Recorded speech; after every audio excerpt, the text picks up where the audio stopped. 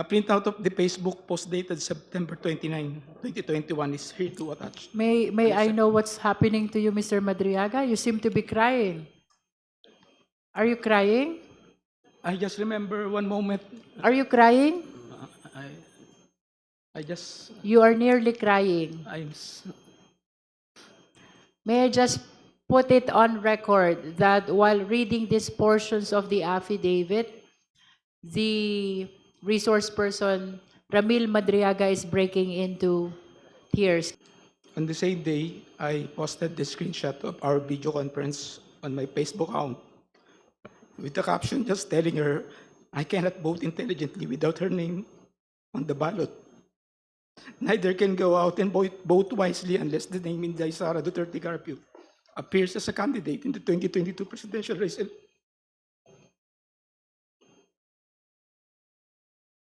Would you like 47.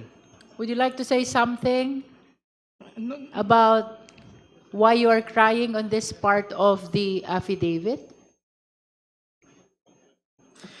Hindi naman, malungkot lang po. Malungkot. Okay, please proceed.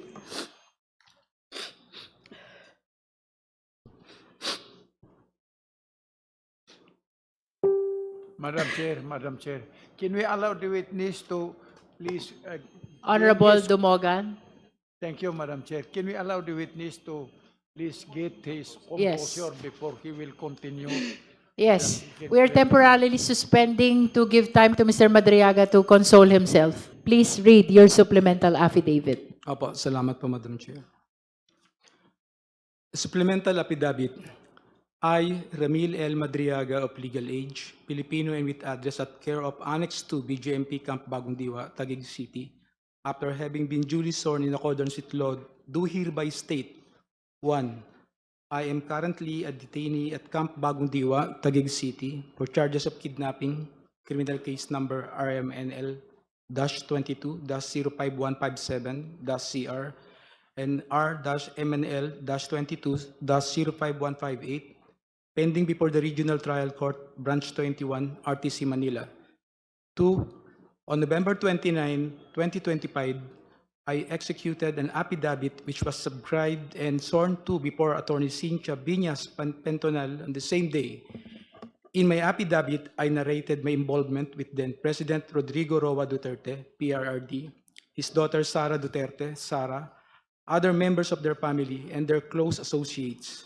More specifically, I provided a personal account of the various works I did for the aforementioned individuals, including campaign and organizing activities, intelligence gathering and sabotage, and transportation of large sums of money under the direct instructions of either PRD or SARA.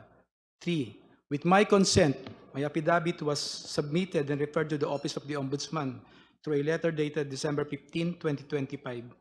4. After I executed my affidavit, I learned that SARA denied any affiliation with me and that she has no personal or professional relationship with me. She added that she has never given me any instruction of any kind. 5. I received through my counsel a copy of complaint dated March 4, 2026, filed by Sara or BP Sara herself before the Office of the City Prosecutor, Taguig City, for perjury. In her complaint, BP Sara reiterated that she has no personal or professional relationship with me. In fact, prior to the dissemination of the Madriaga affidavit, BP Sara had no recollection of knowing, meeting, or interacting with me. 6. However, her denial of any affiliation with me is absolutely false. She lied under oath in her perjury complaint against me.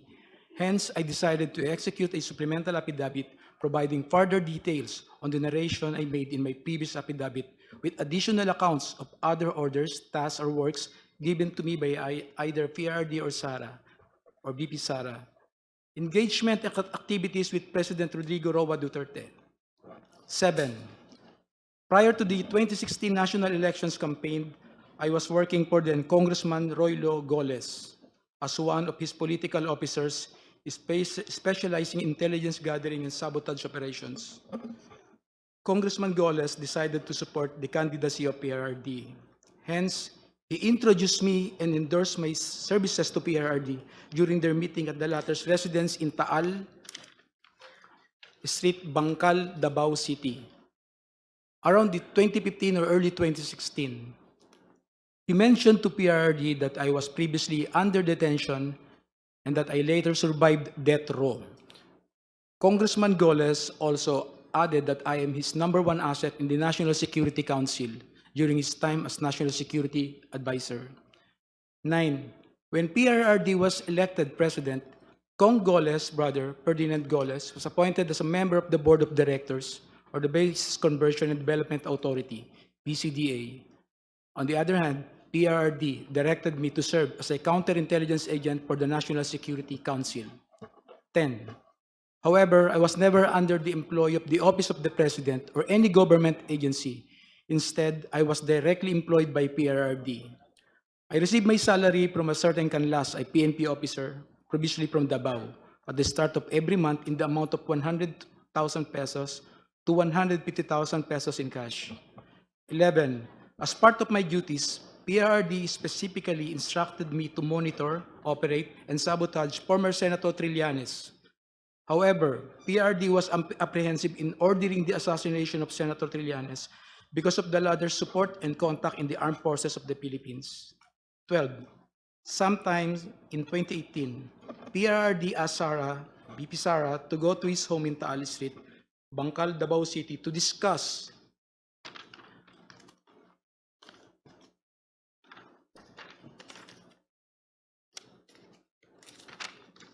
upcoming local elections in Davao City, where BP Sara was going to run for re-election as mayor. During this meeting, PRRD introduced me to Sara and told me, "Ram, ikaw na bahala kay Inday." Since then, I've frequently met and discussed with BP Sara, then Mayor Sara, regarding various matters. However, she gave me strict instructions that all conversations should be done as much as possible by call and minimize text messages. 13. Furthermore, PRRD also asked me to profile individuals associated with BP Sara, then again Mayor Sara, because she is his favorite among his children. PRRD wanted BP Sara in politics instead of Paulo Duterte Pulong and Sebastian Duterte Baste, who he characterized as baliw and bading, respectively. Number 14, sometimes in 2021, PRRD gave me 25 million to purchase high-end motorcycles for Sara's use while she is in Metro Manila and other ordinary motorcycles for our group operations. 15. Hence, I bought two 2021 model Harley-Davidson motorcycles from a dealership in Green Hills, EDSA for around 2,500,000 pesos, inclusive of accessories, and around 2 million pesos exclusive accessories, respectively. Both Harley-Davidson motorcycles were placed under the name of my son. I also purchased two 2021 model Ducati motorcycles from a dealership in Katipunan, Quezon City for around 3,500,000 pesos and around 2,300,000 pesos respectively. In addition, I also bought accessories for these Ducati motorcycles in the total amount of 500,000 pesos. Both the Ducati motorcycles were placed under my name. 17. Lastly, I also purchased 7 Yamaha NMAX motorcycles for the operation of Initiative for Social Justice Innovation and Progress Pilipinas, or ISIP Pilipinas. The remaining money was distributed to my colleagues in ISIP Pilipinas. 18. All purchases of these motorcycles, including the aforementioned accessories, were paid in cash using the money given to me by PRRD. Custom magnetic lifter transaction with Attorney Manscarpio. Sometime in 2017 or 2018, PRRD told me to assist the husband of Sara, Attorney Manasseh Manscarpio, regarding a problem with the Bureau of Customs. However, no specific details were provided by PRRD. Thereafter, Attorney Mans called me. We later decided to meet in front of a coffee shop in Burgos Circle in Bonifacio Global City, Taguig City. During our conversation, he asked me to assist in facilitating the release of what he called construction equipment, which was plugged and confiscated by the Bureau of Customs. Attorney Mans gave me a contact person, a female lawyer, to coordinate with it regarding the BOC problem. After 2 days, I went to the BOC to meet the female lawyer to discuss the release of construction equipment. This time, I learned that the construction equipment was actually magnetic lifters. The same were confiscated because it contained a large amount of shabu. However, the female lawyer informed me that it was difficult to release the same because it was a hot item. 22. I reported this to Attorney Manson. We meet again in the same spot in BGC, Taguig City. This was the last time we met regarding the issue. Later, I learned that the content of the magnetic lifters is at least 500 kilograms of shabu worth 4.3 billion pesos were mysteriously missing. Dummy accounts and bank transactions of PRD. Despite only earning 100,000 pesos or to 150,000 pesos from my services to PRD, millions of pesos went through bank accounts opened for me by close associates of PRD. I admit that during PRD's term as president, I served as a dummy for the transfer of large amount of money. These transfers were made through bank accounts that were opened under my name, which include but are not limited to the following: China Bank, Legazpi Village, Makati City; China Bank, Main Makati City; China Bank near the power station at Ayala, Makati City; PNB Makati Metropolitan Avenue Branch, Makati City; an unknown bank in Pasig City, C. Raimundo. If I may interrupt, Mr. Madriaga, COMSEC, kindly continue flashing on the screen the pages of the affidavit from where the resource person is reading. And kindly speak closer to the microphone, Mr. Madriaga, Opo, please. Madam Chair. Thank you. Please continue. 25. However, I have never personally opened these accounts or appeared before the said banks to process any application in relation thereto. These were opened by people close to PRRD, who informed me that money will be transferred to these accounts for intelligence operation and for laundering. I was later instructed to sign an entire checkbook where the amounts and pays are left blank. I agreed to do this because at the time I had complete trust in PRD and his close associates. 26. On some occasions, PRD would call me to inform me that someone from the aforementioned bank would contact me to confirm a withdrawal or encashment.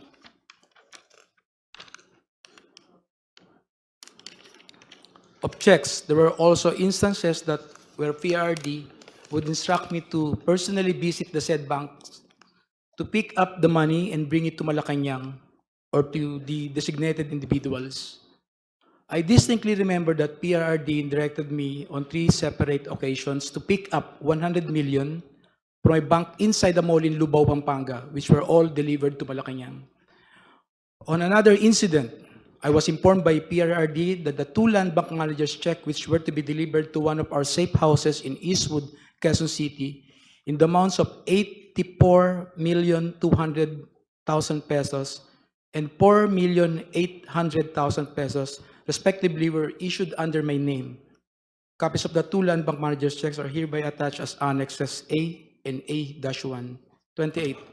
To prove the aforementioned allegations, I am willing to execute an affidavit, authorization, or any other document, and to perform all acts necessary for Committee on Justice of the House of Representatives or the courts to access the aforementioned bank accounts and all other bank accounts under my name. Term sharing and destabilization efforts. 29. Sometime in November 2021, PRD mentioned to me that Ferdinand Bongbong Marcos Jr. will run for the president while Sara will serve as his running mate. PRD added that a few months ago, BBM and Senator Amy Marcos visited him to discuss a possible alliance to the 2022 national elections. During this meeting, BBM was able to convince PRD to have Sara as BBM's vice president. However, they also agreed that by 2025, BBM will voluntarily step down to give way for a Sara presidency. After Sara took her oath as vice president, PRRD had a discussion with me, with retired generals of the Armed Forces of the Philippines, where I was also present regarding all the possible scenarios for unseating BBM by 2025. In case he reneged on his promise, the general objective was to ensure that PBBM will only serve less than 4 years of his term as president, so that Sara, upon assumption to the presidency, will still be eligible for the presidency in 2028. 31. I remember that one of the plans considered was to sabotage BBM's administration by using some of BBM's own men. either recommended by PRRD for appointment or allied with the Dutertes, to reveal supposed corruption issues that will serve as a precursor for an impeachment complaint. 32. In the event that BBM will not voluntarily step down or hand over the presidency to Sara, extraordinary measures of overthrowing BBM will be considered, which include assassination, mass resignation of government officials, civil disobedience, and even an armed assault of Malacanang Palace. It was also considered by PRRD to arrange assassination or armed hits of several government officials in order to cause massive civil unrest. The resulting civil unrest will be used as basis to organize a group of military officers to stage a coup. 33. One of my assignments was to recruit civil groups, schools, clubs, fraternities, criminal groups, and syndicates.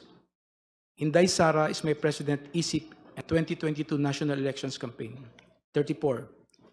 In 2020, I was instructed by PRRD and Sara to help form a group to support Sara's candidacy for president in the 2022 national elections.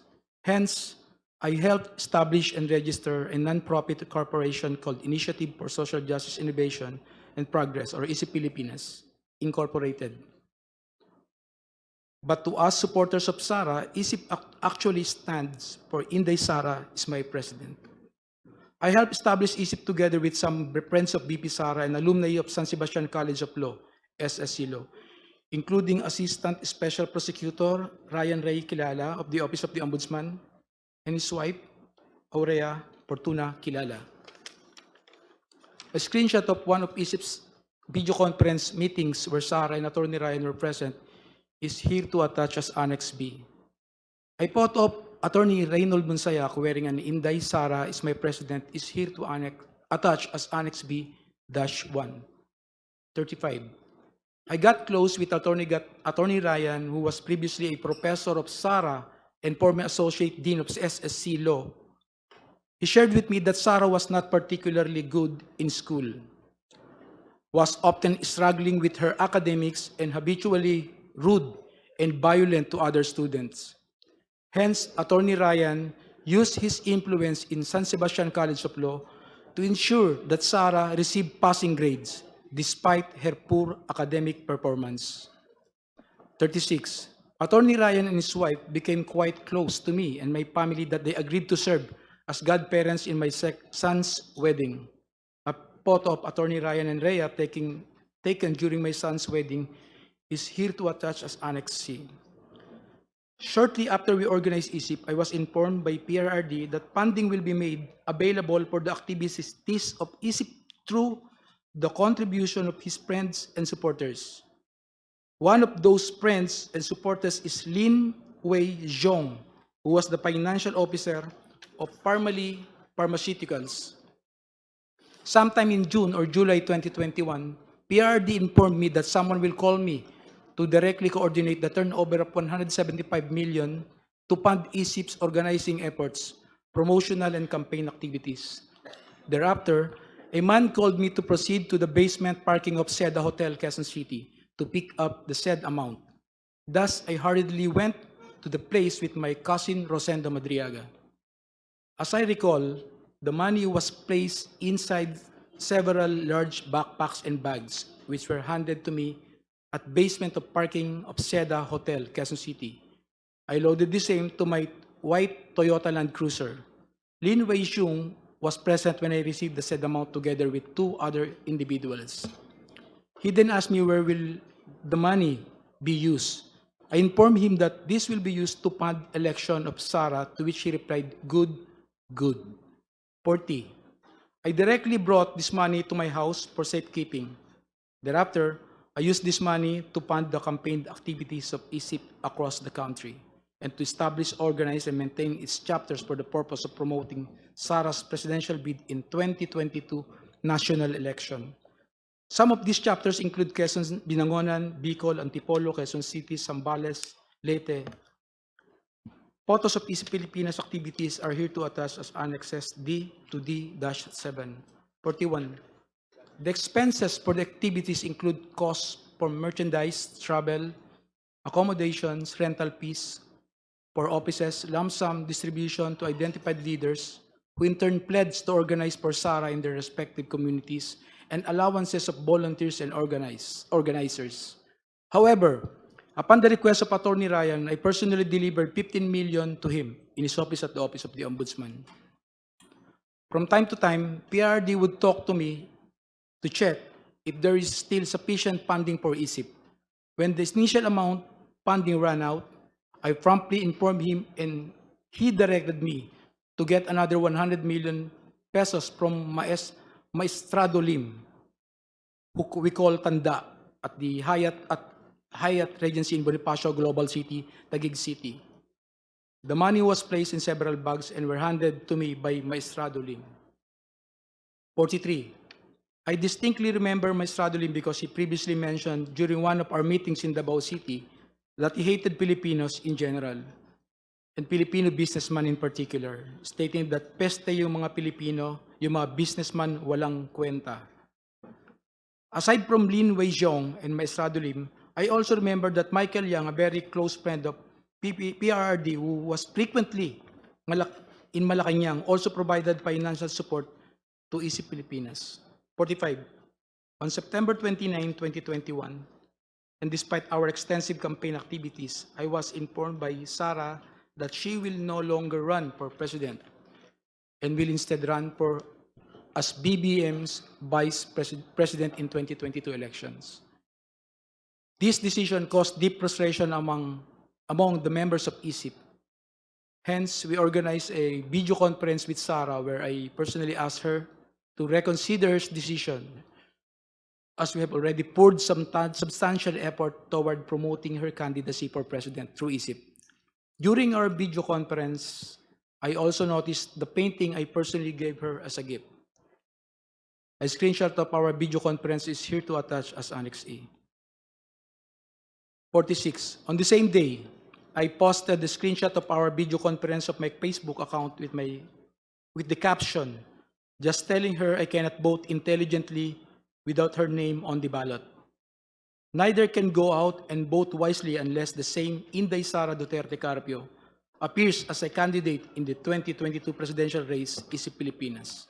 A printout of the Facebook post dated September 29, 2021 is here to attach as Annex F. Mr. Madriaga, would you like to drink water first Yes, Your Honor. If I to may. give you some relief? This is quite a lengthy affidavit. Please provide him some water. Thank you po, Madam Chair.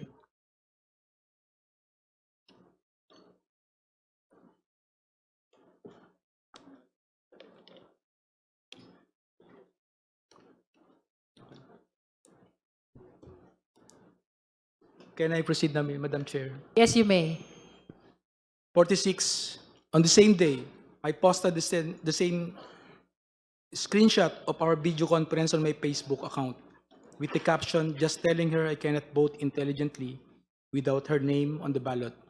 Neither can go out and vote wisely unless the name Inday Sara Duterte Carpio appears as a candidate in the 2 presidential race, Pilipinas. A printout of the Facebook post dated September 29, 2021 is here to attach. May I know what's happening to you, Mr. Madriaga? You seem to be crying. Are you crying? I just remember one moment. Are you crying? I just, You are nearly crying.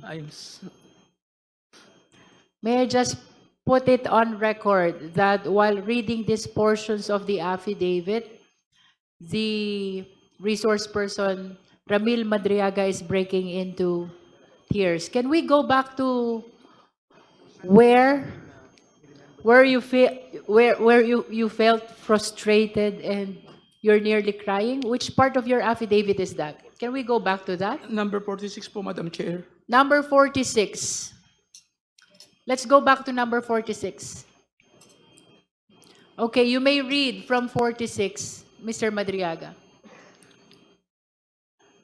On the same day, I posted the screenshot of our video conference on my Facebook account with the caption just telling her I cannot vote intelligently without her name on the ballot. neither can go out and vote wisely unless the name Inday Sara Duterte Carpio appears as a candidate in the 2022 presidential race.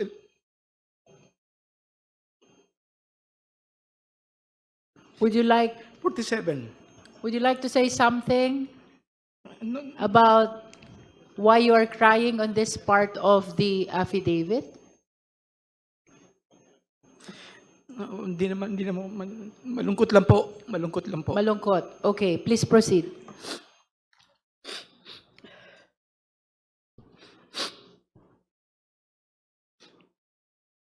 Madam Chair, can we allow the witness to please?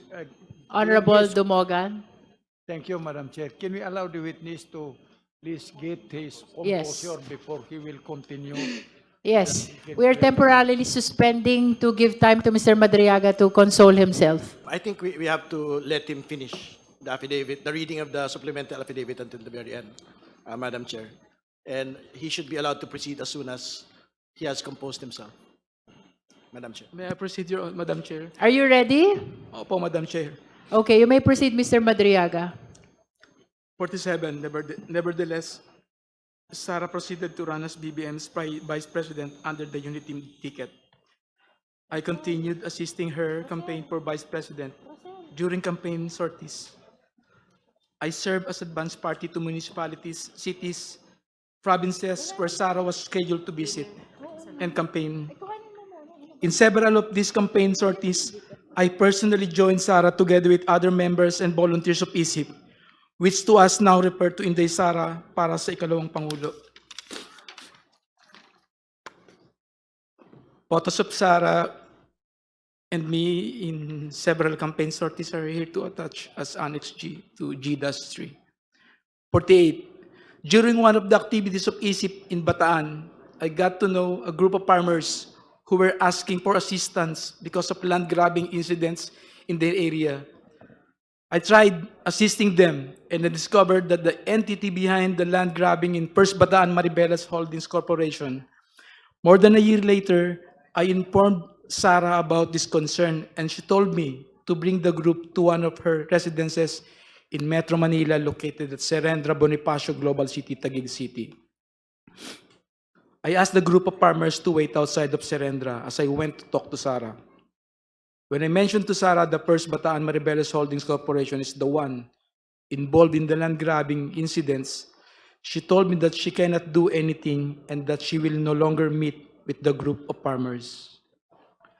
Through ISIP, I also came to know Attorney Reynold Monsayak, who likewise provided valuable support to ISIP. In recognition of his efforts, ISIP awarded him a certificate of recognition and appreciation at Nomu Bashu, Thomas Morato, Quezon City. Attorney Monsayak was later appointed as the spokesperson of the Office of the Vice President. A copy of the certificate of recognition and appreciation dated June 29, 2022 is here to attach as Annex H. Number 51. The certification of recognition and appreciation was handed by Attorney Ryan to Attorney Monsayak at Nomu Bashu, Thomas Morato, Quezon City, where I was also present. A photo of Attorney Ryan handing the certification of recognition and appreciation to Attorney Monsayak is here to attach as Annex I. Election of Sara as Vice President and OBP confidential funds. Number 52. After the election of Sara as Vice President, she invited me to attend her inauguration at the San Pedro Square, Davao City on June 19, 2022. A photo of Sara and me during her inauguration in Davao City is here to attach as Annex J. A photo of an email thanking me for my attendance during her inauguration in Davao City is here to attach as Annex J-1. Number 53. I was then tasked to provide security intelligence work through the formation of Vice Presidential Security and Protection Group. During this time, I introduced and recommended Colonel Dennis Nolasco, one of my best students in the Presidential Security Group,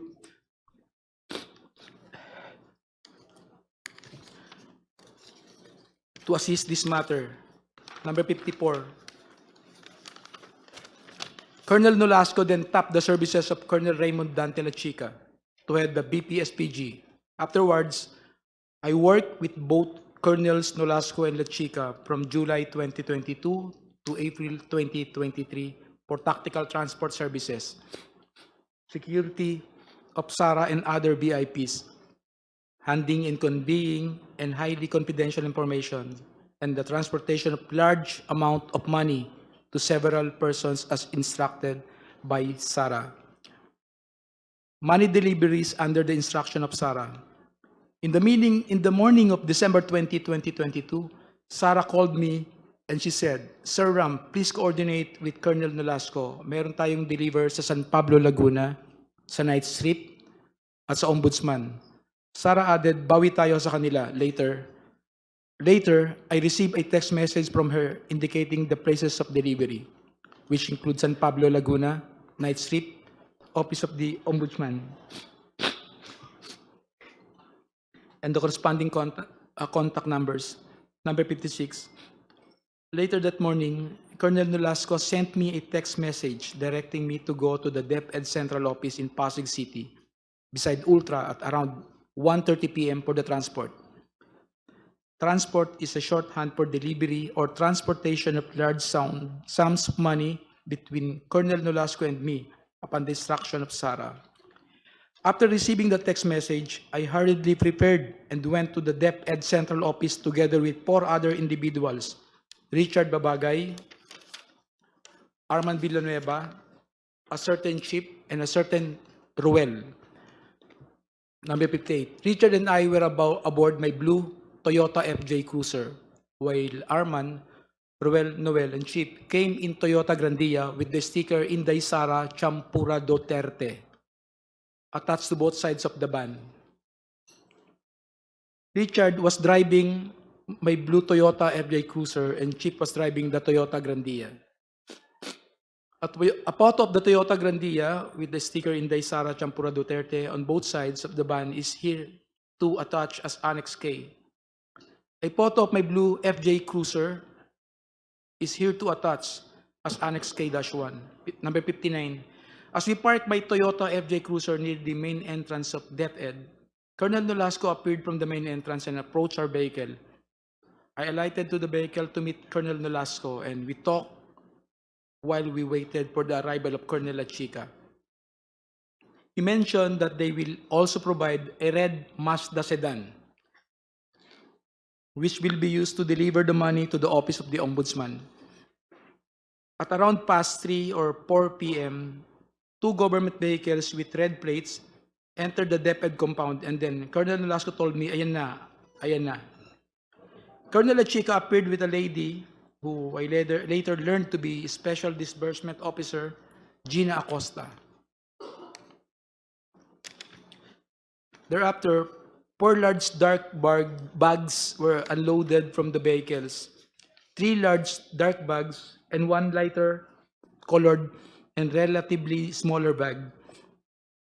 Colonel Nolasco told me that each bag contained around 30 million pesos to 35 million pesos. The 4 bags were brought to where Colonel Nolasco and I were standing, which was near my blue Toyota FJ. Afterwards, I signaled Arman and Richard to load the same to our vehicles. The two large dark bags were placed in the Toyota Grandia, and 1 large dark bag and 1 lighter colored bag were placed in my blue FJ Cruiser. The bags loaded to the Toyota Grandia were to be delivered separately to San Pablo, Laguna, and Nomu, Bashu, Tomas Morato, Quezon City on the same day. The remaining bags, initially loaded to my blue FJ Cruiser,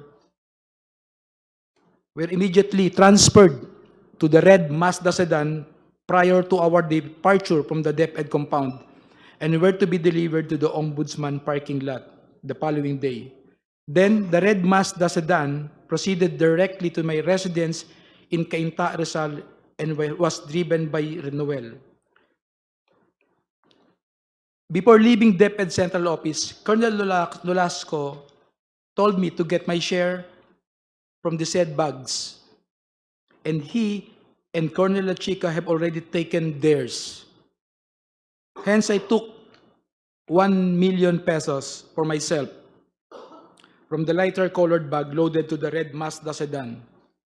That's when I verified that the contents of the bags were bundles of cash in 1,000 denominations and packed in stacks of 1 million pesos, each tightly sealed in transparent plastic.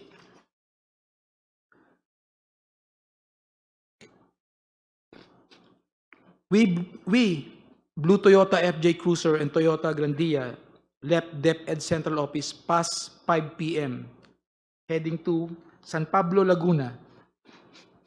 As we approached Laguna, I called the contact number provided by Sarah, informing the designated recipient that we are on our way. However, I was directed to proceed to Cabuyao, Laguna instead. We arrived in Cabuyao, Laguna past 8 p.m. and were then instructed to proceed to an area inside the industrial park to meet individuals who were designated to receive the first bag for a politician in Laguna. As we approach the designated place, I can clearly see from our vantage point an SNR membership shopping establishment. Upon arrival, I immediately saw 3 persons standing in wait beside the dark sports utility vehicle. One of them proceeded to the Toyota Grandia and took one of the bags. We immediately left after the delivery of the first bag. 65. Thereafter, we proceeded to Nomu Bashu, Tomas Morato, Quezon City, a comedy bar we call the Night Strip,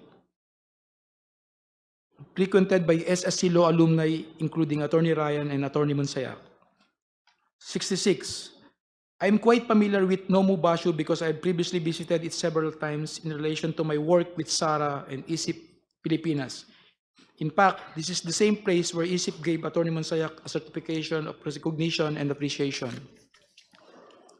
We arrived at Nomu Bashu around 12 midnight. I went inside the establishment with Arman, who was carrying the second bag. I immediately saw Attorney Monsayak, who was at the time in the middle of the place together with a woman and several men. When he saw me, he stood up and signaled for us to go upstairs. We then proceeded to the stairs leading to the second floor. Arman walked ahead of me while I followed him. Before I got to the second floor, I saw a man who came out of the room and received the bag from Arman. After that, we proceeded to exit the premises, and as I was passing near the table of Attorney Monsayak, I looked at him and he nodded.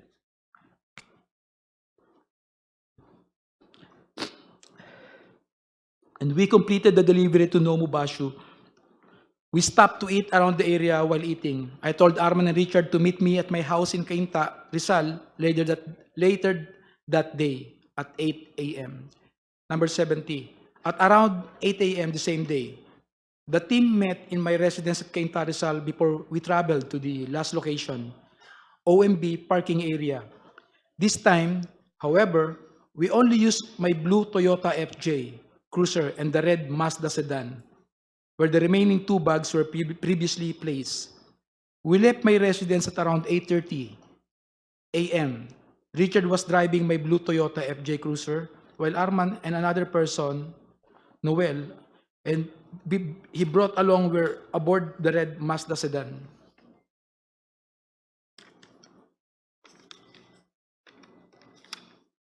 '71. When we arrived, the guard gave a signal directing us to park in a specific area in the Ombudsman parking lot. We proceeded to the specific area and parked red Mazda sedan, where the remaining 2 bags of money were placed.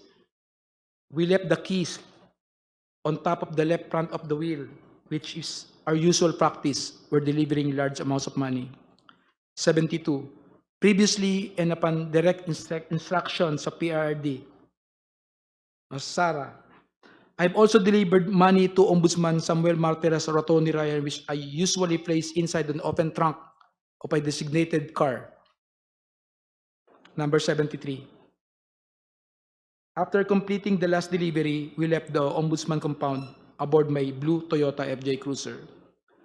A few years later, I read from several media reports that 125 million OBP confidential funds in 2022 were reportedly utilized in just 11 days. This is wrong because I personally disposed the money in less than 24 hours. Sara attempt to visit me at Annex 2 BJMP Camp Bagong Diwa.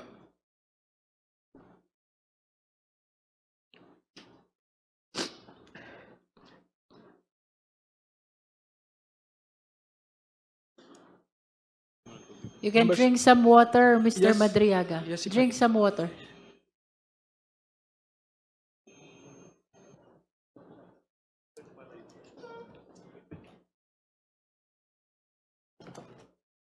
Thank you po, sir.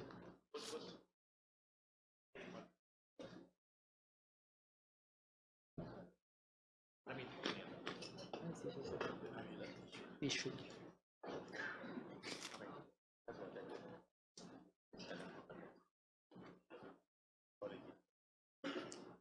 May I proceed, Madam Chair po? Feel free to start whenever you want.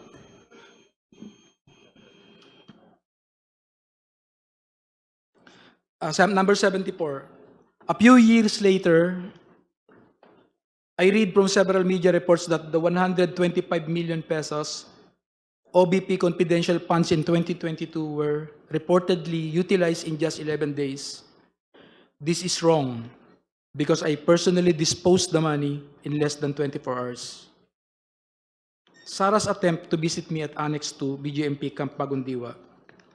Number 75. Sometime in October 2025, after I got arrested for alleged kidnapping, I was called by Jail Warden Jose Marie Sabiniano in his office. As I made my way to the office of Jail Warden Sabiniano, I was surprised to see Sara through the metal railings of the passageway. She smiled and waved at me. Number 76. When I entered the office of the jail warden, Sabiniano, he asked me if I know Attorney Joyce. I replied, Joyce dapat, and jail warden Sabiniano handed me a phone. When I said hello, I recognized the voice of Sara, and she asked me about my well-being and conditions inside the detention facility. She was also apologetic for failing to do something or assist in my ongoing criminal case. 77. Frankly, I felt bad and disappointed given that Attorney Harry Roque filed the case against me in retaliation after I tried to expose his land-grabbing activities in Maribeles, Bataan, together with his Philippine offshore gaming operator partners. As I previously mentioned, I was merely trying to assist the farmers of the said area who were supposed to be awarded of their certificate of land ownership award by the Department of Agrarian Reform, but fell victim to Attorney Harry Roque's activities. Attorney Roque and his POGO partners wanted to convert the said place into a POGO hub after he facilitated the transfer of at least 60 land titles to First Bataan Maribeles holding corporations. In fact, Danny Corral, President and Chief Executive Officers of First Bataan Maribeles Holding Corporations, is also an incorporator of Lucky South 1999 Outsourcing Incorporated and Lucky South 1999 Corporation, which were involved in POGO operations in Pampanga. Number 80, more importantly, I felt betrayed that despite all my efforts to support Sara, to the extent of even committing high-risk acts for her and her family, she did not lift a finger to stop Harry Roque, who is her known ally and supporter, from filing the unfounded kidnapping case against me. In witness hereof, I have here and to set my hand this April 2026, April 11, 2026 in Taguig City. Appointed, signed, Ramil Madriaga. That will be all your, Madam Chair. Thank you, Mr. Madriaga. Are you okay? Yes, Madam Chair, I'm okay.